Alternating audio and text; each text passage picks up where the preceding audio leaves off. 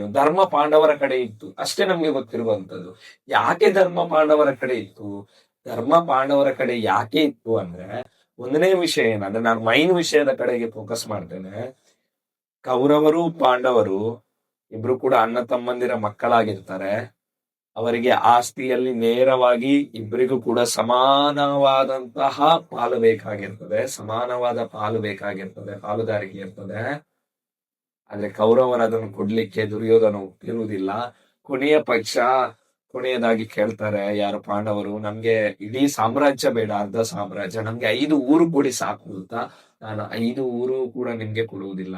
ಸೇರಬೇಕಾದದ್ದು, ಧರ್ಮನಿಷ್ಠೆಯಿಂದ ಸೇರಬೇಕಾದಂತಹ ಆಸ್ತಿ ಜಾಗ ಪಾಂಡವರಿಗೆ ಸೇರ್ಬೇಕಾದಂತದ್ದು ಸೇರಿರುವುದಿಲ್ಲ. ಅದಕ್ಕೋಸ್ಕರ ಯುದ್ಧ ನಿರ್ಣಯ ಆಗಿರ್ತದೆ. ಅದಕ್ಕೋಸ್ಕರ ಹೇಳುವಂತದ್ದು ಧರ್ಮ ಪಾಂಡವರ ಕಡೆಗೆ ಇತ್ತು ಅಂದ್ರೆ